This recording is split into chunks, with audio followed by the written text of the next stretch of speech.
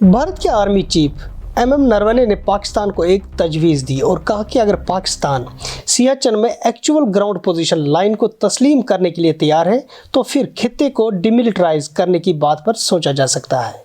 नरवणे का ये प्रपोजल उस वक्त सामने आया जब भारत और पाकिस्तान के दरमियान सियासी हालात तारीख के बदतरीन दौर से गुजर रहे हैं और तमाम सिफारती और सियासी ताल्लुकात के दरवाजे बंद हैं।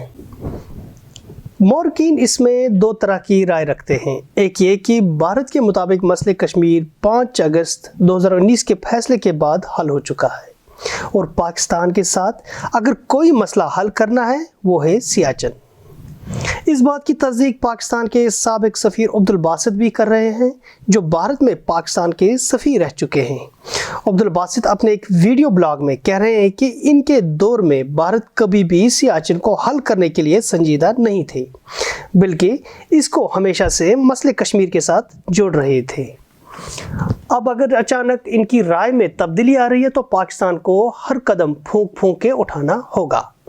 और दूसरी बात यह भी बताई जाती है कि भारत चाहता है कि सियाचिन का मसला हल हो क्योंकि यहाँ पर मौसम की वजह से फौज को सबसे ज़्यादा नुकसान उठाना पड़ता है और इसके साथ साथ फौज की तैनाती के लिए काफ़ी खर्चे भी बर्दाश्त करने पड़ते हैं। एक रिपोर्ट के मुताबिक भारत को हर रोज़ 5 करोड़ रुपए का खर्चा उठाना पड़ता है और 5000 की नफरी सियाचिन में तैनात है जिसका सालाना खर्चा लगभग 3000 करोड़ तक आ जाता है। यहाँ का दर्जा हरारत -60 डिग्री सेल्सियस तक चला जाता है।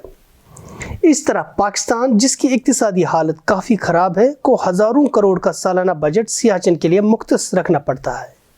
अभी तक भारत के 869 फौजी और पाकिस्तान के 2000 फौजी मौसमी हालात की वजह से मारे जा चुके हैं, जबकि दोनों अफवाज के दरमियान लड़ाई का कोई ज़्यादा खतरा नहीं रहता है और हमेशा से दोनों अफवाज मौसम की जंग लड़ते रहते हैं।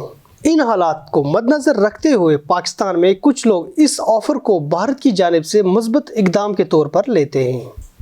वहीं दूसरी जानिब भारत में तजिया निगारों का मानना है कि सियाचिन का मसला कश्मीर के मामले से कई ज़्यादा पेचीदा है और ये नामुमकिन है कि Pakistan actual ground position line को तस्लीम कर सकता है। 1984 में भारतीय फ़ौज ने ऑपरेशन मेघदूत के तहत ग्लेशियर के अहम हिस्से पर कब्जा जमाया। इस वक्त दोनों ममालिक की फ़ौजें 16000 फीट की ऊंचाई पर तैनात है और बाना की चोटी की ऊंचाई जो भारत के कब्जे में है लगभग 27000 फीट तक है। अब ये सवाल है कि भारत में डिफेंस अमूर के माहिर डिमिलिटराइजेशन के हक में क्यों नहीं है। इनका कहना है कि भारत को चाहिए कि पाकिस्तान के साथ एक रिटन एग्रीमेंट हो जिसमें यह वाजिया हो कि इस्लामाबाद कहां पर अपनी लकीरें खींच लेता है और भारत को वो तस्लीम हो, वरना फौजी इनखला के बाद पाकिस्तान के किसी भी मिस एडवेंचर के खिलाफ भारत को अपनी पोजीशन पर वापस आना बहुत मुश्किल होगा। भारत अभी तक स्ट्रेटजिकली अहम पोजीशंस पर तैनात है। सियाचिन दुनिया का सबसे ऊंचा मिलिटराइज्ड जोन होने के साथ साथ एक सरतरीन जगह भी है, लेकिन दोनों ममालिक की अफवाज यहाँ पर आमने सामने खड़ी क्यों है? आखिर ऐसा क्यों? सियाचिन एक ऐसा इलाका है जहां पाकिस्तान और चीन के सरहदें एक दूसरे के साथ मिल रहे हैं। चीन और पाकिस्तान की बढ़ती दोस्ती और फौजी शराकतदारी भारत अपने मफाद के हक में नहीं देख रहा है।